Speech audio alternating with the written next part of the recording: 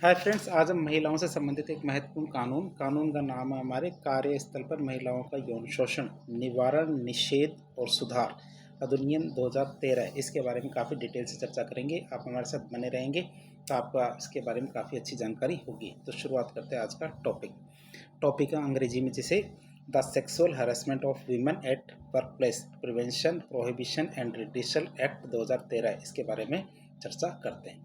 तो महिलाओं के विरुद्ध होने वाले यौन उत्पीड़न से महिलाओं की समानता, स्वतंत्रता और जीवन के अधिकार का हनन होता है और इसकी रक्षा करने के लिए ये अधिनियम आया है। बात करें महिलाओं के अधिकारों के इतिहास की। भाई, महिलाओं को अधिकार के इतिहास में किस प्रकार से दिया गया था। सबसे पहले देखेंगे समानता का सिद्धांत। भारत के संविधान के अनुच्छेद 14 और 15 में शामिल किया गया है कि वह धर्म, जाति, मूल वंश और लिंग के आधार पर किसी भी प्रकार का कोई भेदभाव नहीं करेगा। फिर स्वतंत्रता के सिद्धांत की बात करें तो अनुच्छेद 19(1) और 39 में सभी नागरिकों को कोई भी व्यापार या कारोबार करने की स्वतंत्रता दी गई है और इस अधिकार में यह धारणा पहले से निहित है कि महिलाओं को एक सक्षम वातावरण मिलना चाहिए जो हर जगह सुरक्षित हो। फिर जीवन स्वतंत्रता के अधिकार की बात करें तो अनुच्छेद 21 के अनुसार संविधान क्या है, जीवन और स्वतंत्रता का अधिकार प्रदान करता है, जिसमें गरिमा के साथ जीवन जीने का अधिकार भी शामिल किया गया है। महिलाओं के संबंध में उनके साथ कार्यस्थल पर आदर, गरिमा और शिष्टता के साथ व्यवहार होना चाहिए। हमारे एक कन्वेंशन है, कन्वेंशन का नाम है convention on the elimination of all forms of discrimination against women CEDAW के अध्याय 11 के अनुसार अनुच्छेद 10, 11 और 13 के अनुसार सभी सदस्य देश जो भी इस कन्वेंशन पर साइन करेंगे तो सभी सदस्य देश क्या है, महिलाओं के साथ उनके कार्यस्थल पर होने वाले हर भेदभाव को समाप्त करने के लिए कार्यस्थल पर होने वाले हर भेदभाव को समाप्त करने के लिए आवश्यक कदम उठाएंगे और भारत भी इस अभिसमय का सदस्य है। इस कारण का महिलाओं के मानव और संवैधानिक अधिकारों का संरक्षण करने के लिए भारत भी प्रतिबद्ध है। 1947 की बात करें तो 1947 से पूर्व यदि किसी व्यक्ति के साथ कार्यस्थल पर यौन उत्पीड़न होता है, मतलब महिला की बात करें तो महिला के साथ कार्यस्थल पर यौन उत्पीड़न होता है तो वह उसे अपनी शिकायत क्या है, भारतीय दंड संहिता की निम्न धाराओं के तहत दर्ज करवा सकता था। महिलाओं की बात कर रहे हैं तो धारा 354 के अनुसार महिला या स्त्री की मर्यादा और मान सम्मान की क्षति पहुंचाने के लिए हमला करना, तो धारा 354 के तहत इसको दर्ज किया जाता था। और धारा 509 की बात करें तो धारा 509 के अनुसार किसी महिला के शील मतलब सम्मान को चोट पहुंचाने के लिए शब्द कहना या कोई हरकत करना इसके अंदर शामिल की जाती थी। तो ये 1947 से पहले के धाराएं थी। कौन कौन सी धारा 354 और धारा 509। अब बात करेंगे जो इससे संबंधित सबसे महत्वपूर्ण दिशा निर्देश आए थे जो सुप्रीम कोर्ट के द्वारा आए थे, वो थे हमारे विशाखा दिशा निर्देश। तो उच्चतम न्यायालय ने जो 1997 में आए थे, उच्चतम न्यायालय के द्वारा विशाखा बनाम भारत और राजस्थान राज्य केस, ये बहुत ही इंपॉर्टेंट केस था जो काफ़ी ज़्यादा चर्चा में रहा था। बात करें इसकी उत्पत्ति और ऐतिहासिक पृष्ठभूमि की तो विशाखा दिशा निर्देशों की उत्पत्ति राजस्थान की जो बहुचर्चित भंवरी देवी बलात्कार मामला था 1992 का, वहाँ से उत्पन्न होता है। इस अमानवीय घटना ने कार्यस्थल पर महिलाओं की जो सुरक्षा सुनिश्चित करने और यौन उत्पीड़न के खिलाफ एक सख्त कानून बनाने की आवश्यकता को पूरे देश के सामने लाकर पटक दिया था कि भैया एक ऐसा कानून बनना चाहिए जो कार्यस्थल पर महिलाओं की सुरक्षा सुनिश्चित कर सके, साथ ही साथ यौन उत्पीड़न के खिलाफ एक सख्त कानून होना चाहिए। इस बात को उजागर किया था किसने, ये हमारे भंवरी देवी बलात्कार मामले 1992 ने। फिर बात करें ये मामला क्या था, भंवरी देवी केस क्या थी, उसकी बात करें, घटना की बात कर लेते हैं 1992 के। तो भंवरी देवी क्या काम करती थी। भंवरी देवी राजस्थान के एक गांव भाटेरी में एक सामाजिक कार्यकर्ता मतलब साथिन स्वास्थ्यकर्ता कार्यकर्ता साथिन के रूप में कार्य करती थी। वे राज्य सरकार के एक कार्यक्रम महिला विकास कार्यक्रम के तहत बाल विवाह रोकने और महिला सशक्तिकरण के लिए काम कर रही थी। बात करते हैं कौन सी घटना घटित होती है तो 1992 में उन्होंने अपने गांव में एक प्रभावशाली उच्च जाति के परिवार के द्वारा किए जा रहे जो बाल विवाह था, जो कब हो रहा था आखा तीज के अवसर पर, उसको रोकने का प्रयास किया। मतलब उसकी सूचना जिला कलेक्टर को दे दी। कब, 1992 में। क्या घटना थी, उन्होंने अपने गांव भाटेरी में अपने गांव में एक प्रभावशाली उच्च जाति का परिवार के द्वारा बाल विवाह किया जा रहा था। कब, आका तीज पर। तो उसकी सूचना उन्होंने जिला कलेक्टर को दे दी, जिससे उनकी शादी रुक जाती है। अपराध की बात करें तो उनके साथ अपराध कैसे होता है, तो इसका बदला लेने के लिए गांव के उच्च जाति के 5 पुरुषों के द्वारा उच्च जाति के 5 पुरुषों के द्वारा भंवरी देवी के साथ सामूहिक रूप से बलात्कार या गैंगरेप किया जाता है। फिर न्यायिक निराशा की बात करें उस समय की, तो भंवरी देवी ने न्याय की गुहार की। इस मामले में भंवरी देवी क्या करती है, न्याय की गुहार लगाती है, तो उन्हें पुलिस और न्यायपालिका दोनों ही स्तरों पर भारी भेदभाव और असंवेदनशीलता का सामना करना पड़ता है। अंततः क्या होता है, निचली अदालत ने भी जो पांचों आरोपी थे जिन्होंने बारी बारी गैंगरेप किया था भंवरी देवी का, उनको बरी कर दिया, जिससे क्या पूरे देश में भारी रोष उत्पन्न होता है। इस मामले की बात करें, जो हमारे विशाखा संस्था थी, उन्होंने क्या किया, 1997 में इनके बिहाफ में सुप्रीम कोर्ट में याचिका दायर की। तो विशाखा व अन्य बनाम राजस्थान राज्य 1997 का केस आता है। बात करें जनहित याचिका की, तो PIL जारी की जाती है। तो भंवरी देवी को न्याय दिलाने और कार्यस्थल को महिलाओं के लिए सुरक्षित बनाने के उद्देश्य से विशाखा नामक एक NGO था, गैर सरकारी संगठन था, और अन्य महिला अधिकार समूह ने क्या किया, सुप्रीम कोर्ट में एक जनहित याचिका दायर की। या जनहित याचिका की बात करें तो उसमें क्या मांग की गई, तो उन्होंने न्यायालय से मांग की कि वह कार्यस्थल पर महिलाओं की सुरक्षा और यौन उत्पीड़न की रोकथाम के लिए स्पष्ट दिशा निर्देश और कानून बनाए। फिर सुप्रीम कोर्ट का भी ऐतिहासिक फैसला आता है 13 अगस्त 1997 को। 13 अगस्त 1997 को सुप्रीम कोर्ट का इसके बिहाफ में एक फैसला आता है। उन्होंने कहा कानूनी शून्यता को स्वीकारना। उन्होंने कहा, उस समय के जो मुख्य न्यायाधीश थे JS वर्मा, उनकी अध्यक्षता वाली पीठ ने माना कि भारत में कार्यस्थल पर जो महिलाएं हैं उनकी यौन उत्पीड़न से रोकने के लिए कोई स्पष्ट या घरेलू कानून उस समय मौजूद नहीं था, वर्तमान में तो है। बात करें संवैधानिक आधार की, तो सुप्रीम कोर्ट ने भारत के संविधान के निम्नलिखित अनुच्छेदों का हवाला दिया। कौन कौन से अनुच्छेदों का हवाला दिया अपने निर्णय में?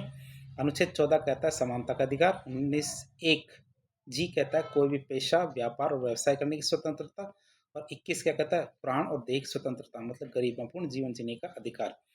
इन सभी प्रावधानों को मद्देनजर रखते हुए उन्होंने दिशा निर्देश जारी किए। दिशा निर्देशों की बात करें तो न्यायालय ने 13 अगस्त 1997 को कार्यस्थल पर यौन उत्पीड़न की रोकथाम के लिए कार्यस्थल पर यौन उत्पीड़न की रोकथाम के लिए विशाखा दिशा निर्देश जारी किए। बात करें बाध्यता की, तो कोर्ट ने साफ साफ बता दिया कि जब तक संसद के द्वारा इस विषय पर कोई कानून नहीं बन जाता, तब तक ये दिशा निर्देश सभी सरकारी और निजी संस्थान, दोनों की बात करें, सरकारी और निजी संस्थानों पर कानूनी रूप से बाध्यकारी होंगे और लागू होंगे। बात करते हैं हमारे विशाखा दिशा निर्देश के कौन कौन से पॉइंट थे। तो विशाखा दिशा निर्देश के बिंदुओं की बात करें, उन्होंने सबसे पहले बताया यौन उत्पीड़न क्या होता है, सेक्सुअल हरासमेंट की उन्होंने परिभाषा दी। तो सुप्रीम कोर्ट ने साफ साफ बताया कि किसी भी अवांछित यौन व्यवहार को यौन उत्पीड़न तब माना जाएगा जिसमें कुछ चीजें शामिल हो। तो वे कोई भी व्यवहार है अवांछित यौन व्यवहार को यौन उत्पीड़न कब माना जाएगा, जिसमें कुछ चीजें शामिल हो, जैसे कि शारीरिक संपर्क किया जा रहा, मतलब फिजिकल कांटेक्ट किया जा रहा है, या फिर अग्रिम कृत्य किया जा रहा है, मतलब या तो शरीर, महिला के शरीर को छुआ जा रहा है या छूने का प्रयास किया जा रहा है।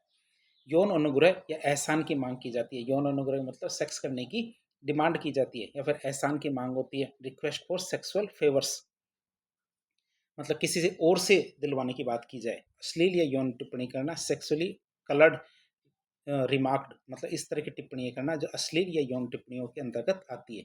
अश्लील सामग्री या तस्वीरें दिखाना, यौन प्रकृति का कोई भी अवांछित शारीरिक, मौखिक या गैर मौखिक आचरण, इन सभी को क्या है हमारे किस में शामिल किया जाएगा, इनको सभी को यौन उत्पीड़न की श्रेणी में शामिल किया जाएगा। ये किसने बताया था, हमारे सुप्रीम कोर्ट ने बताया था। तो हमारी ये कुछ श्रेणियां थी जिनके आधार पर यह परिभाषा तय की गई। फिर उन्होंने बताया सुप्रीम कोर्ट ने कि एक शिकायत समिति की गठन की बात कही, उन्होंने कंप्लेंट्स कमेटी की बात की, उन्होंने स्थापना की बात करें तो सभी सार्वजनिक और निजी संगठन और कंपनियों को अपने यहाँ पर इस तरह की शिकायतों के समाधान के लिए, मतलब जो इस तरह की हैरासमेंट की जो शिकायतें होती हैं उनके समाधान के लिए एक शिकायत समिति का गठन करना पड़ेगा। बात करें अध्यक्षता की, तो उसका अध्यक्ष कौन करेगा, होगा महिला। तो इस समिति की अध्यक्षता अनिवार्य रूप से एक महिला के द्वारा ही की जाएगी। सदस्यों की बात करें, समिति की कुल सदस्यों में से कम से कम आधे, मतलब 50% क्या होंगे, महिलाएं होनी चाहिए। थर्ड पार्टी का भी समावेश इसमें किया जा सकता है। बात करें इसकी, तो उच्च स्तरीय प्रबंधन के दबाव को रोकने के लिए, उच्च स्तरीय प्रबंधन के दबाव को रोकने के लिए, क्यों, क्योंकि कई बार क्या है, जो केस है, ये मामला है जो हमारे बड़े बड़े प्रबंधकों या फिर बड़े बड़े अधिकारियों के खिलाफ भी हो सकता है। तो इसमें क्या उच्च स्तरीय प्रबंधन का दबाव आता है मामले को रफा दफा करने के लिए महिला के। तो उस दबाव को रोकने के लिए समिति के में किसी तीसरे पक्ष, जैसे हमारे किसी NGO या इस मुद्दे से परिचित व्यक्ति को शामिल करना आवश्यक है। मतलब जो इस मामले को ठीक तरह से समझता हो उसको भी इसमें शामिल किया जा सकता है शिकायत समिति में। तो अध्यक्ष एक महिला होगी। सदस्यों की बात करें, आधे ज़्यादा सदस्य क्या है, महिला होंगे, और थर्ड पार्टी का भी समावेश किया जा सकता है। फिर बात करें रोकथाम के उपाय। रोकथाम के उपायों की बात करें तो नियोक्ता या एम्प्लॉयर की जिम्मेदारी होगी कि वे कार्यस्थल पर यौन उत्पीड़न को रोके, और इसके लिए उन्हें क्या, कार्यस्थल पर जागरूकता अभियान चलाना पड़ेगा जहाँ पे कार्य किया जा रहा है। कर्मचारियों को प्रशिक्षित किया जाना चाहिए, और इन दिशा निर्देशों को नोटिस बोर्ड पर भी प्रदर्शित किया जाना चाहिए। फिर बात करें शिकायत किस प्रकार से की जाएगी, उसकी बात करें तो संस्थानों में एक स्पष्ट और सुलभ शिकायत तंत्र मौजूद होना चाहिए। क्या संस्थानों में क्या, एक स्पष्ट और सुलभ शिकायत तंत्र मौजूद होना चाहिए जहां महिलाएं गोपनीय और सुरक्षित तरीके से बिना किसी डर के अपनी शिकायत दर्ज करा सके। फिर दंडात्मक और अनुशासनात्मक कार्रवाई की बात करें तो यदि यौन उत्पीड़न का काम, क्या यौन उत्पीड़न का कृत्य भारतीय दंड संहिता के अपराध तहत अपराध की श्रेणी में आता है, तो नियोक्ता का या एम्प्लॉयर का कर्तव्य होगा कि वह संबंधित प्राधिकारी मतलब पुलिस के पास जाके उसकी शिकायत दर्ज कराए। यदि कृत्य आईपीसी के तहत नहीं आता तो संस्थान को अपने सेवा नियम जो सर्विस रूल है उनके अनुसार दोषी पर कड़ी अनुशासनात्मक कार्रवाई की जानी चाहिए। तो ये तो हमारे विशा का दिशा निर्देश थे जो आपने डिटेल से देख लिए। अब देख लेते हैं जो हमारा मौजूदा कानून है संसद के द्वारा बनाया गया, उनकी पे चर्चा करते हैं। तो कार्यस्थल पर महिलाओं का यौन उत्पीड़न रोकथाम निषेध निवारण अधिनियम 2013, जिसे अंग्रेजी में कहते हैं the sexual harassment of women at work place prevention prohibition redressal act 2013, जिसे शॉर्ट में कहते हैं POSS पोश एक्ट। बात करें इसके विस्तार की तो पूरे भारत में लागू है। कब लागू हुआ, लागू होने की तिथि की बात करें इस एक्ट की तो 22 अप्रैल 2013 को ये लागू हुआ था। यह अधिनियम 22 अप्रैल 2013 को राष्ट्रपति की स्वीकृति प्राप्त करके राजपत्र में प्रकाशित हुआ था, लेकिन 9 दिसंबर 2013 से पूरे देश में प्रभावी रूप से लागू हो गया था। आप इसे याद रखेंगे कि राष्ट्रपति ने तो इन पे साइन 22 अप्रैल 2013 को ही कर दिए थे, लेकिन 9 दिसंबर 2013 को पूरे देश में लागू हुआ था। संरचना की बात करें तो इसमें कुल 8 अध्याय हैं और टोटल कितनी 31 धाराएं हैं। आप इसे याद रखेंगे। इसमें टोटल कितने 8 तो लेसन्स है और कितने लेसन्स नहीं कहेंगे चैप्टर्स है। 8 तो चैप्टर्स है और 31 धाराएं। दायरे की बात करें एप्लीकेबिलिटी की तो यह अधिनियम उन सभी संगठित और असंगठित कार्यस्थल मतलब सार्वजनिक हो या निजी सब पर लागू होगा जहां 10 या 10 से अधिक कर्मचारी काम करते हैं। वर्तमान स्थिति की बात करें तो हमारे NCRB का एक डेटा है, उसकी एक रिपोर्ट की बात करें तो लगभग 36% भारतीय कंपनियां 25% MNCs मतलब बहुराष्ट्रीय कंपनियां अभी भी इस अधिनियम के प्रावधानों का पूरी तरह से पालन नहीं कर रही है। मतलब अभी भी इसको ठीक तरह से लागू करने की आवश्यकता है। अब हम देखेंगे जो यौन उत्पीड़न की परिभाषा जो धारा 3 के अंतर्गत आती है इस अधिनियम के अनुसार क्या है। तो इस अधिनियम पॉश अधिनियम की बात करें तो इस अधिनियम के अनुसार किसी महिला के साथ किया गया कोई भी अवांछित यौन व्यवहार निम्नलिखित परिस्थितियों में यौन उत्पीड़न के मामले में शामिल किया जाएगा। तो कौन कौन सी व्यवहार है। पहला व्यवहार आता है विशेष व्यवहार का वादा, मतलब महिला को उसके रोजगार में किसी विशेष लाभ प्रिफरेंशियल लाभ या तरक्की का अंतर्निहित या स्पष्ट वादा किया गया, किसके बदले में, यौन अनुग्रह करने के बदले, सेक्स करने के बदले में महिला को उस रोजगार में किसी विशेष लाभ या तरक्की का अंतर्निहित या स्पष्ट वादा किया जाए तो इसमें शामिल होगा। हानिकारक व्यवहार की धमकी, ये तो पॉजिटिव वाली बात होगी। अब नेगेटिव वाली बात करें तो महिला के रोजगार में हानिकारक व्यवहार या फिर नुकसान पहुंचाने की स्पष्ट या अंतर्निहित धमकी देना। या फिर बात करें तो भविष्य में रोजगार को खतरा, उसके भविष्य में रोजगार को खतरा मतलब उसे नौकरी से हटा देने की धमकी, उसके वर्तमान या फिर भविष्य के रोजगार की स्थिति को लेकर कोई स्पष्ट धमकी दी जाए। कार्य में हस्तक्षेप की बात करें तो महिला के काम में जानबूझकर हस्तक्षेप करना, उसके लिए कार्यस्थल पर एक असहज डरावना और शत्रुतापूर्ण वातावरण बनाना। अपमानजनक व्यवहार की बात करें तो महिला के साथ ऐसा अपमानजनक व्यवहार करना जो उसके स्वास्थ्य सुरक्षा या गरिमा के लिए हानिकारक हो। तो ये कुछ चीजें जिनको शामिल करेंगे तो वह व्यवहार क्या कहलाएगा, हमारा यौन उत्पीड़न की श्रेणी में आएगा। फिर बात करें उन्होंने इस अधिनियम के तहत आंतरिक शिकायत समिति के गठन की बात की जो धारा 4 के अंतर्गत आती है, मतलब इंटरनल कंप्लेंट्स कमेटी के गठन की बात की। तो उन्होंने कहा अधिनियम में क्या लिखा हुआ, प्रत्येक सार्वजनिक और निजी संस्थान मतलब प्राइवेट हो या गवर्नमेंट हो, तो सार्वजनिक और निजी संस्थान या कंपनी जहाँ 10 या 10 से ज़्यादा कर्मचारी काम करते हैं उनके नियोक्ता मतलब एम्प्लॉयर के लिए आंतरिक शिकायत समिति का गठन करना अनिवार्य है। बात करें आंतरिक शिकायत समिति का संरचना क्या होगी, मतलब इसमें कौन कौन होंगे। सबसे पहले तो देखें अध्यक्ष होगा जिसे प्रिसाइडिंग ऑफिसर कहेंगे। तो इस समिति का अध्यक्ष अनिवार्य रूप से एक महिला ही होगी जो उसी कार्यस्थल पर उच्च स्तरीय पद पे काम करने वाली हो महिला, तो वही उसकी अध्यक्ष होगी।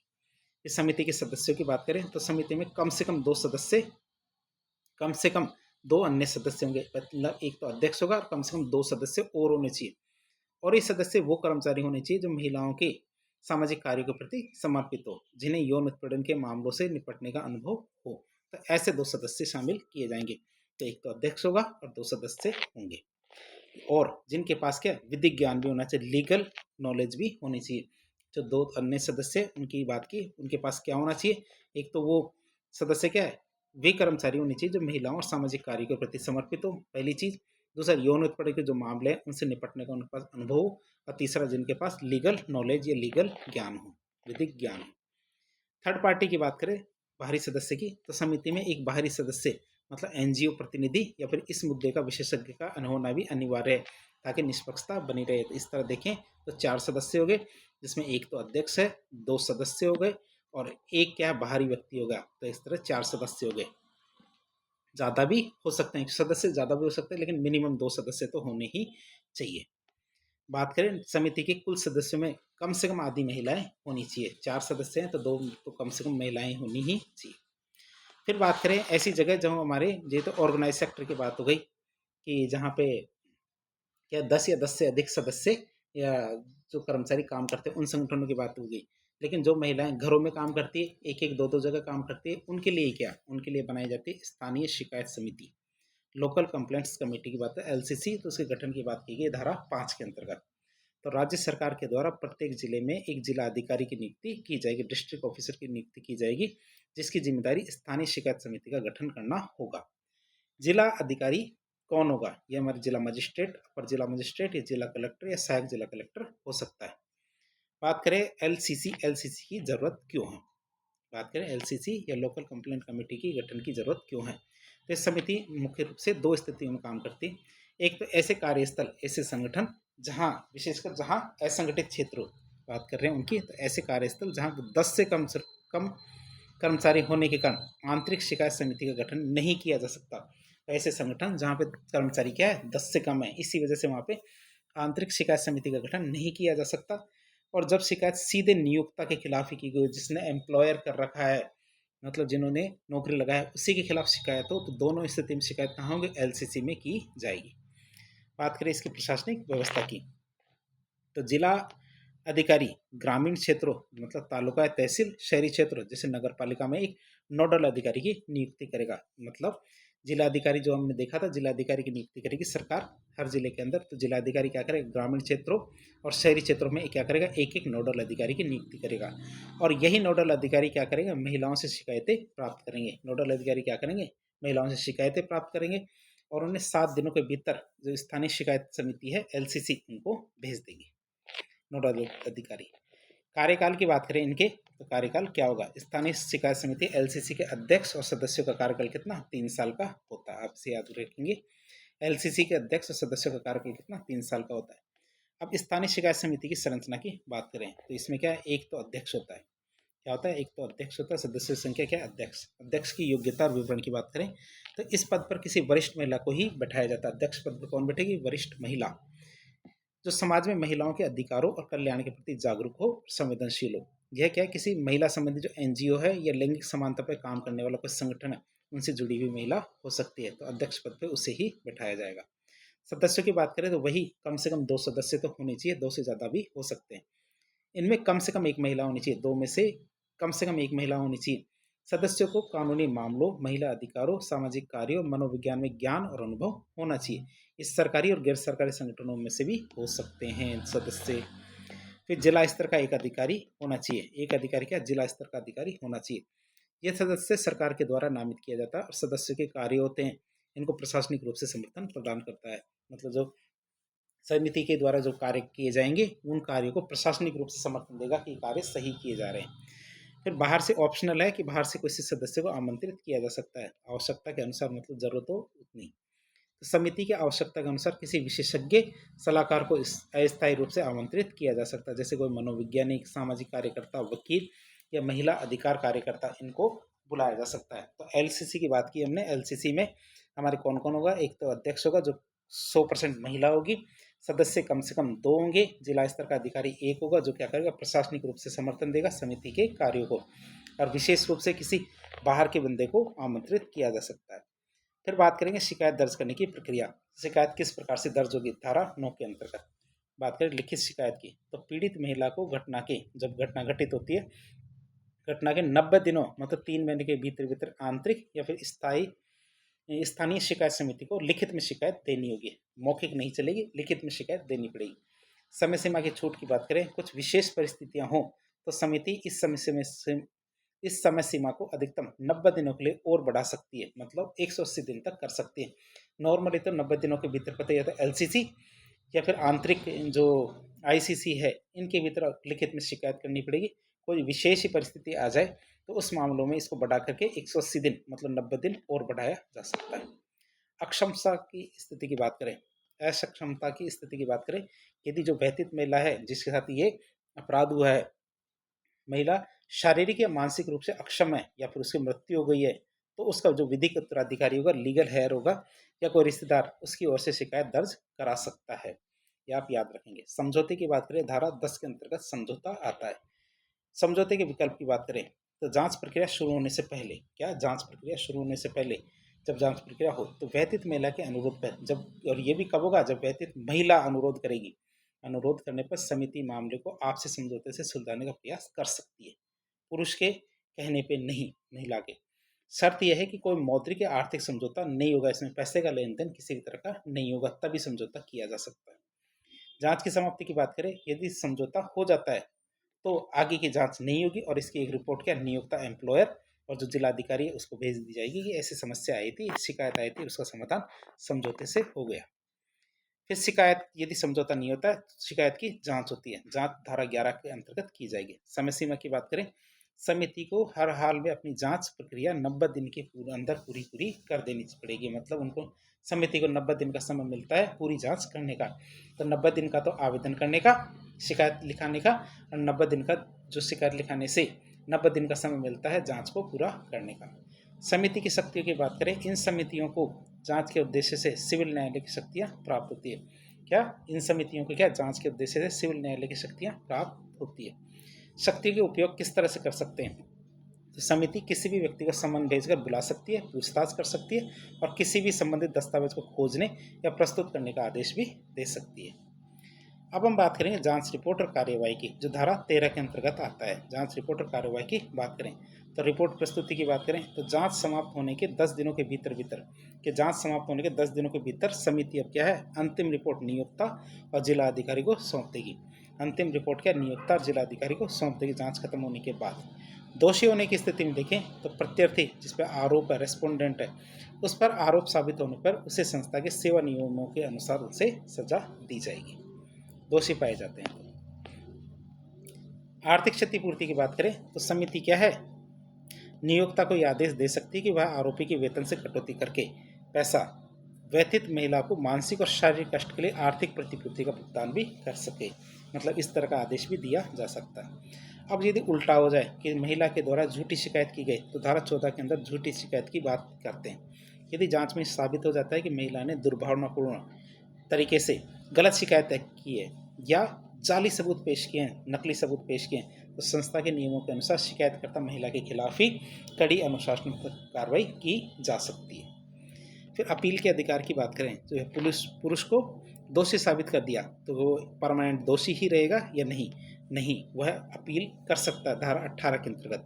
तो समिति के फैसले और सिफारिशों के से असंतुष्ट होने पर, सिफारिश मतलब जो हमारे आर्थिक प्रतिपूर्ति की बात की गई थी इसमें, जैसे ये वाला आर्थिक क्षतिपूर्ति की, मतलब दोनों ही मामलों में, दोषी के मामले में या फिर हमारे आर्थिक क्षतिपूर्ति के मामले में जो फैसला दिया गया या सिफारिश की गई, इन पर व्यतीत महिला या आरोपी दोनों को ही रिपोर्ट जारी करने के 90 दिनों के भीतर न्यायालय या फिर अपीलीय न्यायाधिकरण में अपील करने का अधिकार होता है। आप इसे याद रखेंगे कि 90 दिन तो क्या शिकायत दर्ज करने का मिलता है, प्लस 90 दिन और मिलते हैं यदि कोई विशेष परिस्थिति आ जाए।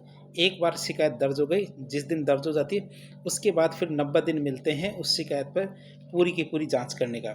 जांच करने के बाद जब फैसला सुना दिया और आपको फैसला पसंद नहीं है तो फिर भी आपको 90 दिन का समय मिलता है, फैसला सुनाने के 90 दिन के भीतर न्यायालय में या अपीलीय न्यायालय में आप अपील कर सकते हो। तो इस तरह 90 का सिस्टम चलता है।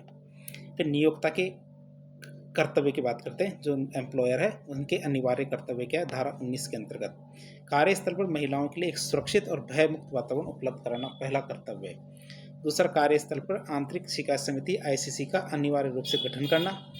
यौन उत्पीड़न के दंडात्मक परिणामों और समिति के जो सदस्य हैं, क्या यौन उत्पीड़न के दंडात्मक परिणामों और समिति के सदस्यों के संपर्क विवरण को कार्यस्थल पर स्पष्ट रूप से प्रदर्शित करना, मतलब नोटिस बोर्ड पे दिखाया जाना चाहिए ये वाली सारी बातें, कि इसके क्या क्या परिणाम हो सकते हैं यौन उत्पीड़न के, और समिति के कौन कौन से सदस्य से इसके बारे में संपर्क किया जाएगा, तो ये सब नोटिस बोर्ड पे लगा होना चाहिए। कर्मचारियों को जागरूक करने के लिए समय समय पर वर्कशॉप और जागरूकता अभियान चलाया जाना चाहिए, मतलब सेंसिटाइजेशन प्रोग्राम चलाए जाने चाहिए। समिति को जांच के लिए आवश्यक सुविधाएं और हर संभव प्रयास किया जाना चाहिए, हर संभव सहायता देने का प्रयास किया जाना चाहिए।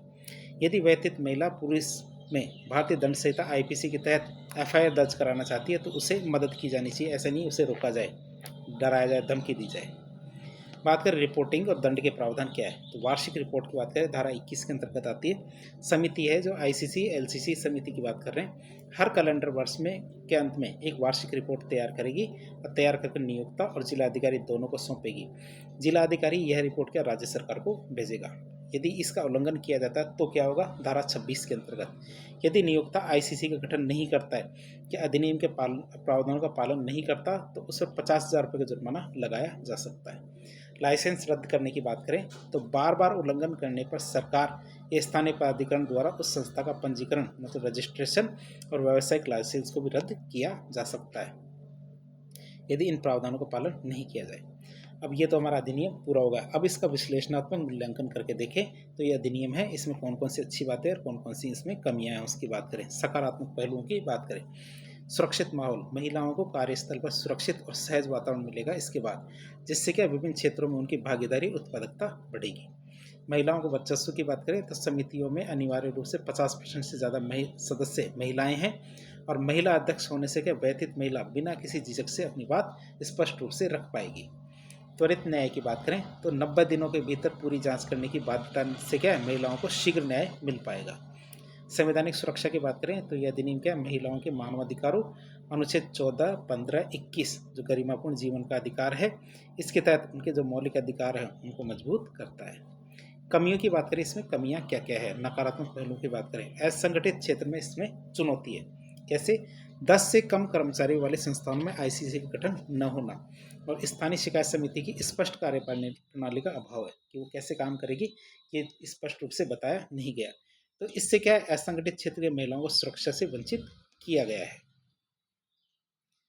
भाई जो स्थानीय शिकायत समिति है, लोकल कंप्लेंट कमेटी है, इसकी जो स्पष्ट कार्यप्रणाली है उसका अभाव है, तो इससे क्या असंगठित क्षेत्र की महिलाओं को सुरक्षा से वंचित किया गया है। फिर लिखित शिकायत की बाध्यता की बात करें, केवल लिखित शिकायत का प्रावधान होने से अशिक्षित या फिर कम पढ़ी लिखी जो महिलाएं हैं इनको शिकायत दर्ज कराने में व्यवहारिक रूप से कठिनाई आ सकती है, अपनी बात पूरी तरह से बता नहीं पाएगी। फिर कमजोर दंडात्मक प्रावधान की बात करें तो नियोक्ता के द्वारा नियमों का पालन न करने पर केवल 50,000 रुपये का जुर्माना, बड़ी बड़ी कॉर्पोरेट कंपनियों के लिए कोई प्रभावी निवारक नहीं है ये, मतलब 50,000 रुपये देके छूट सकती है।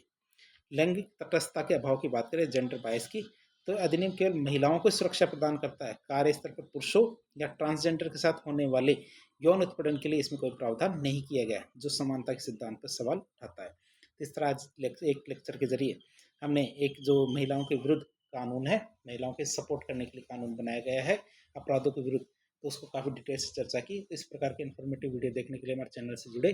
वीडियो यदि पसंद आता तो वीडियो को लाइक करें, चैनल को सब्सक्राइब करें, अपने दोस्तों के साथ शेयर करें। धन्यवाद।